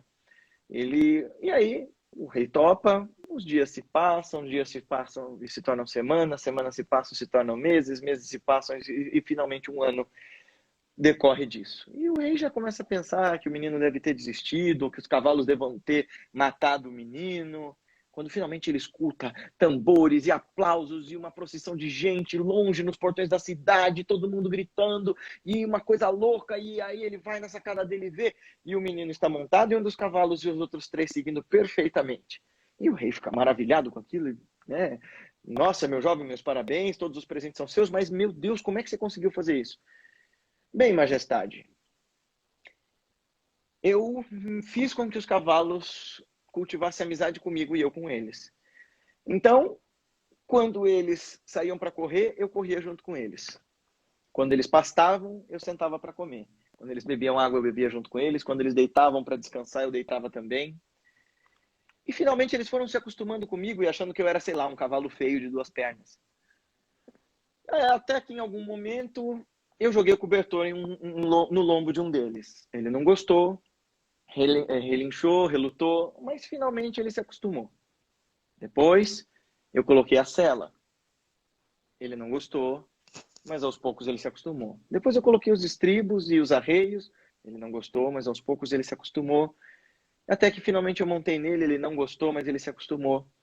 E pouco a pouco eu fui dominando eles a partir de amizade. Eu fiz amizade com eles, eles foram se acostumando comigo e eu com eles. E essa é a forma de treinar a mente, né? Os 4 cavalos são Manas, Buddhi, Chitta e Ahamkara, que não são as nossas 4 instâncias da mente no universo yógico, né? Nosso intelecto, nossa mente que intermedia com os sentidos, nossa consciência e nosso ego. E a gente só pode dominar os nossos impulsos fazendo esse processo de amizade íntima consigo. Isso é yoga. Eu gosto muito dessa história. Se vocês já assistiram Babadook, tem também uma questão sobre isso aí. Como você... Até uma questão junguiana, né? Como você abraçar a sombra e entender o monstro pode ser mais eficaz às vezes do que ser diretamente combativo com ele. Sempre depende das metáforas que a gente está trabalhando e do que a gente está falando sobre isso, mas em várias histórias de terror isso é trabalhado, na verdade. Vários monstros podem ser metáforas para alguma coisa que você tem em você e não queria lidar. E o próprio It, né? Sim, o It, na verdade, tem toda uma questão sobre ele ser o próprio medo, né? É. Mas tem, Babadook é um filme bem interessante para pensar isso, sobre como funciona você olhar para a sombra e fazer amizade com ela de alguma forma, né? Você abordar aquilo e entender como aquilo participa de você. Porque Uhum. outras histórias de horror ou de ficção científica já mostraram que a dissociação ela pode não dar certo. É o caso de Jekyll e Hyde. Jekyll e Hyde mostra uma tentativa de dissociar de você aquilo, não olhar para aquilo, fingir que aquilo não faz parte de você, e que isso não funciona, que o caminho da completude, o caminho de você se olhar inteiro e lidar com essa inteireza, pode ser mais eficaz do que a dissociação. Uhum. E vamos ao episódio 8. Vamos ao episódio 8. O episódio 8 é o episódio no qual ele vai falar com a mãe dele e que é... Jonatas falando, eu amo esse filme. Será que é Babadook? Será que é It? Não sei qual, mas assim, amo todos que citei agora. Bem, o episódio 8 é o Duncan falando com a mãe dele. E uma coisa que... E ela chama ele de Duncan o episódio inteiro. Nesse episódio, ela chama de Duncan o episódio inteiro e eles apenas assumiram isso aí. Não, e porque é um episódio que assim, a própria Netflix, quando ela fez divulgação da série e falou que... e deixou outros youtubers falar a respeito e tal, ela pedia para ninguém comentar o episódio 8 porque a pessoa tinha que ter essa experiência. Eu até fico um pouco ressabiado de falar dele. Só um parênteses aqui, Jonatas falando de novo, nós temos que admitir que temos nossos próprios demônios e domá-los. Eu iria um pouco além. Eu não diria admitir que temos, é admitir que somos. Eu iria um pouco mais para o somos do que para o temos, mas achei bem legal. Porque, de novo, se você diz que você tem, você está dissociando, você pode jogar fora, né? E não, faz parte ali. Mas o episódio 8 é ele com a mãe dele, que é uma pessoa incrível. Ela foi uma grande terapeuta. Deixa eu até ver o nome dela. Parará. O nome dela é Deneen Fedden. E ela fala sobre vida e morte. É muito interessante porque ela foi psicoterapeuta e professora de meditação a vida toda. Então ela vai dando dicas e técnicas. Aliás, ela ensina uma técnica de interocepção, né, de perceber o corpo por dentro, que é muito boa e eficacíssima ao longo do episódio. Todo episódio é muito legal porque ele mostra as fases do nascimento, da velhice e da morte, de como é natural e ao mesmo tempo é terrível enfrentar esse processo, né? Do existir e de se separar de quem a gente ama. Ao longo do episódio, o Duncan chega nesse mundo que ele vai falar com a mãe dele, ele se transforma numa criancinha. Ao longo do episódio, ele vai ficando velho, a mãe dele envelhece mais e morre. Ela renasce nele, ele fica grávido da mãe, pare a mãe, tem toda a cena do parto e eles vão dialogando e falando sobre vida e morte. Esse ciclo é muito legal. Isso remete ao tempo cíclico mítico, né? Que é o quanto você pare a si mesmo. Na mitologia celta tem toda uma questão aí. Você pare e é parido pela mesma pessoa que você pariu. É um pouco Ouroboros também, se você pensar, né? Vai voltando. Tem uma frase no Rig Veda que é tudo é comida comendo comida, né? Ou seja, que tudo é nutrição em processo, né? Ou seja, a gente volta pro Mufasa, que quando você morre, seu corpo se torna grama e o antílope come ela. A gente sempre volta pro Rei Leão o tempo inteiro, não dá. Bem, e daí eles começam a falar sobre a infância dele, ele começa a falar sobre o processo de amadurecimento e crescimento e como é que até que eles chegam na questão assim íntima, né? Que é a hora que o Duncan se abre e tal, e que então, mãe, você falando de espiritualidade, etc e tal, você tá lutando há 4 anos com um câncer ferrado aí, todo mundo já disse Isso é verdade? há tempos. Isso é a mãe dele mesmo. Ela morreu 3 semanas depois de gravar esse episódio, Fê. Sério?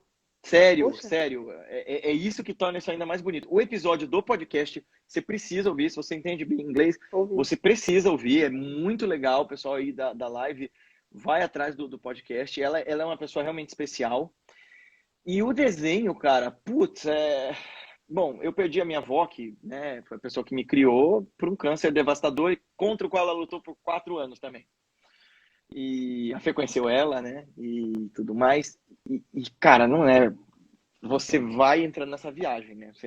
Você é pego nesse espírito de falar, putz, olha todo mundo que me é querido aí passando diante de mim. E tem coisas magníficas, né? Porque ele fala assim, tudo bem, mãe, todo esse papo de que a morte é natural, de que o viver é lindo, que está no agora, mas eu não consigo evitar o coração partido, eu não consigo evitar a dor que é perder você. O que eu faço? Ela fala assim, ela fala de um jeito tão maravilhoso, você chora. Putz, aí você fala, ai meu Deus, Isso é eu tô lindo, gente. chorando. O que tem tudo a ver com o que a Caitlyn estava falando. Você fica presente e você contempla, você vivencia a sua dor, não nega ela. O fato de você perceber e assimilar que aquilo é natural, não quer dizer que você não tem que se doer daquilo. Você tem que abraçar também a dor. Exato. Que, aliás, é parte fundamental do que... ela até fala isso, né? Que a felicidade do iluminado, ela inclui tudo, né? Ela inclui tristeza e alegria. É a completude, não é a dissociação. Isso, ela não rejeita nada, né? Sim. E bom, e aí eles choram, e todo esse momento... E aí tem um lance, né? Que os dois... aí começa um diálogo cósmico, eles viram seres cósmicos, e ela começa a falar de um conceito que é do Ram Dass, que quando o seu coração se parte, ele se abre, né? Dependendo do jeito que que ele abrir se parte. dói. E que abrir dói, que é uma coisa que a gente ouviu do nosso professor, né? Que toda transformação que vale a pena dói, demora e dá trabalho. Né? Então, é uma ruptura, é um espanto. Viver esse espanto, trabalhar a si mesmo é um espanto, olhar para o seu passado, contemplar quem você foi, quem você precisa ser, é sempre espantoso, né? Lidar com esse ritmo de mudanças, né? Nessa parte do episódio, eu acabei lembrando de uma frase da música do Gilberto Gil, né? Que é Tempo Rei, que ele fala, não se iluda, tudo permanecerá do jeito que tem sido, transformando. Eu acho isso muito legal. Tudo permanecerá do jeito que tem sido, transformando. Então, na mesma frase, é contemplada a permanência e a impermanência, porque o que permanece é a transformação. Parece antitético, parece uma antítese, mas quando você lê a frase inteira, quando você ouve essa frase inteira e assimila ela é muito interessante e muito profunda. Tudo permanecerá do jeito que tem sido, transformando. Isso. Acho que teve tudo a ver com esse episódio. Pessoal, vão deixando suas perguntas, vão deixando seus alôs e tudo mais. A Caterine disse que bom ver o quanto você cresceu. Gente, a Caterine que estudou comigo, nossa! Momento de reencontros aí. Nossa, a gente estudou no ensino médio juntos. Outra coisa desse episódio que eu anotei que me chamou a atenção foi quando ela falou do cachorro. Ela falou que um cachorro que sofreu demais não sabe mais receber coisas boas. E que ela conta às vezes um cachorro que sofre... Sim, ela tava um cachorro que apanhou muito e aí quando você tenta dar a mão pra ele, você tenta dar uma comida pra ele, ele vai te morder. Como o sofrimento pode mudar a gente e deixar a gente arisco e como lutar ativamente sobre isso. Não que tenha uma receita, como lutar ativamente sobre isso, mas... E que ela coloca o exemplo do bebê, né? Que a gente tem um mecanismo natural de defesa e de autoproteção que a gente precisa quebrar para poder se tornar sábio. Que o bebê, por exemplo, quando chora muito tempo de fome, se ele não é atendido,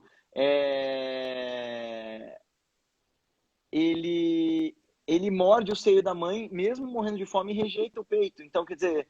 É o rancor, né? É a vingança, talvez. Sim. Se eu era nerd, o que você acha? Nós estamos passando 2 horas discutindo uma série, mano. Quão nerd somos eu e a Fernanda? Acho que não podemos negar esse tipo de coisa. Mas outra frase aqui que eu anotei foi: a realidade é intrinsecamente benevolente. Uma frase que ela disse no episódio.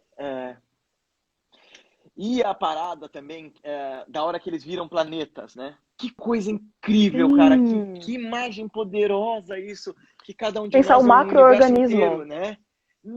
Pensar como o macro se assemelha ao micro. Sim, é lindo. E todos nós somos esse mundo inteiro em formação, em criação, em expansão e dissolução. E nossa, e que momento, né? O momento da despedida dos dois. Que coisa magnífica aquilo, porque... É lindo. Tem lá aquele olho que inclusive aquele desenho representa aquele olho de... É uma imagem astronômica chamada de olho de Deus, né? Os astrônomos chamam, mas já chamam de olho de Deus.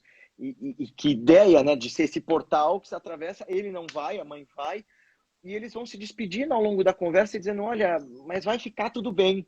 É isso que ela fala até no Então, final, né? a É última uma das coisa que ela fadas dela. fala, já que a gente tá comprando o que a gente tá falando até o final mesmo, a última coisa que ela fala, achei muito interessante, foi o amor não deixa de existir. Ela falou que tem toda Isso. essa. Ela coloca, né, que tem toda essa impermanência, que as coisas passam, mas que ela falou: This love isn't going anywhere. E Anywhere. esse amor que você construiu não vai acabar, ele não é finito. Então, do jeito que ela coloca as coisas, tudo se transforma, mas o amor ele não deixa de existir. O que você acha dessa afirmação Nossa, dela?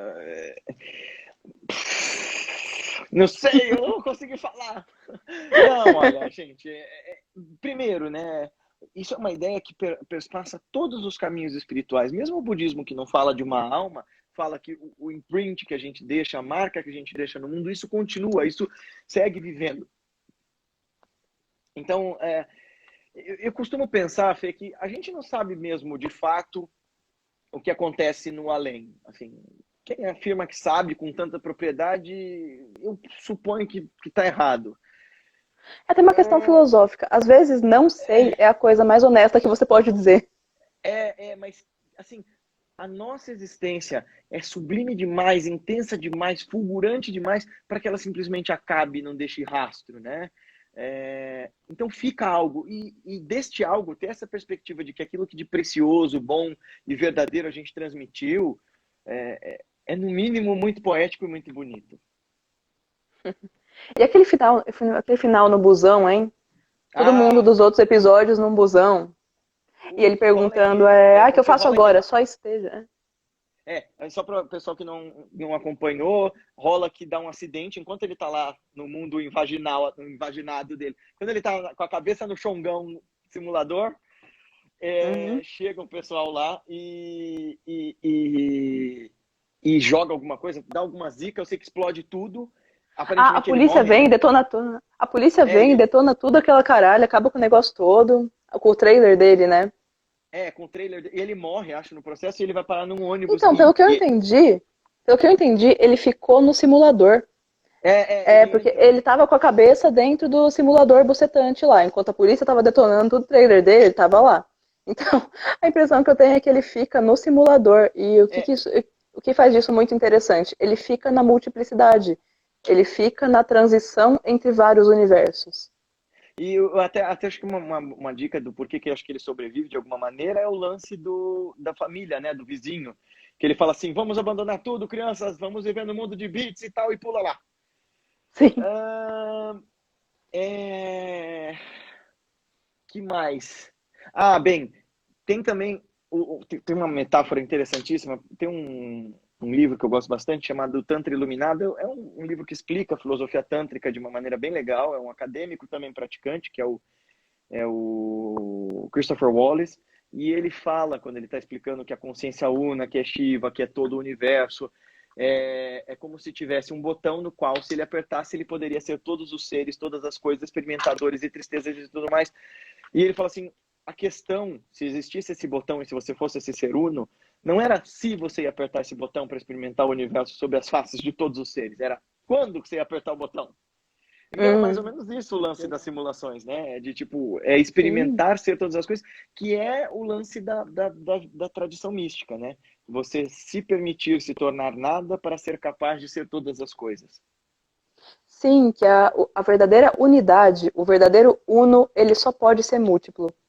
Se não for múltiplo, nunca será o verdadeiro uno. Eu gosto muito dessa ideia.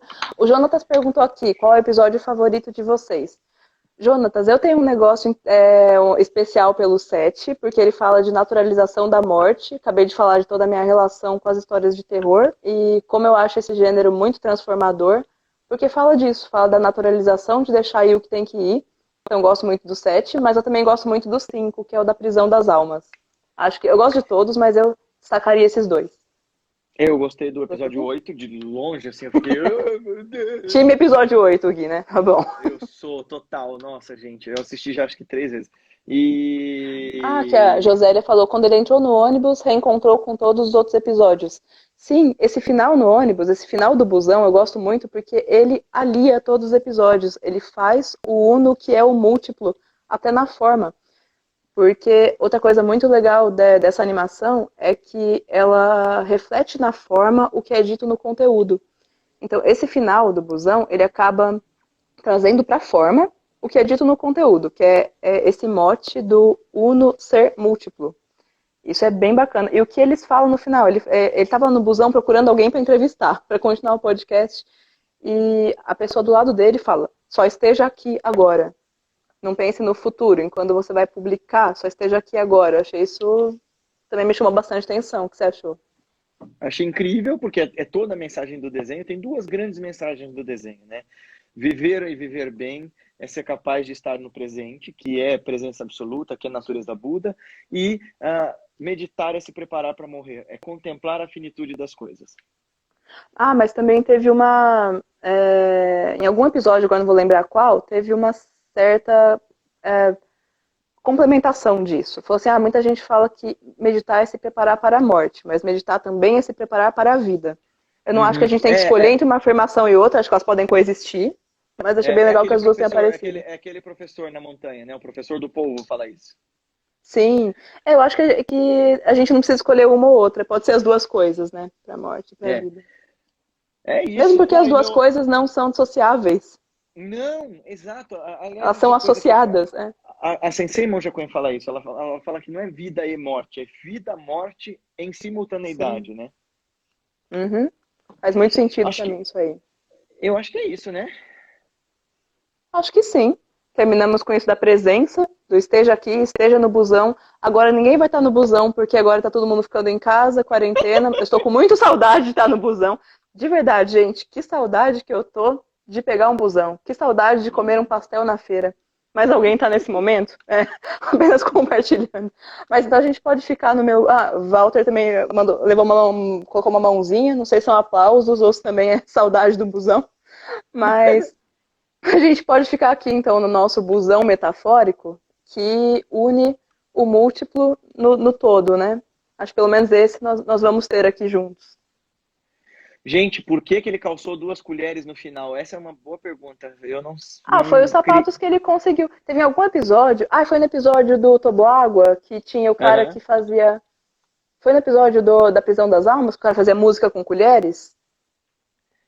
Tinha um cara que fazia música... Foi o episódio que ele virou um gênios.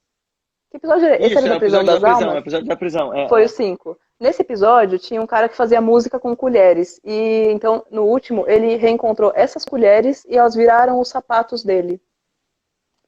O par de sapatos foram as colheres do cara, porque mostrou o cara que fazia música com colher, soltando as colheres, e ele calçou aquilo como sapato.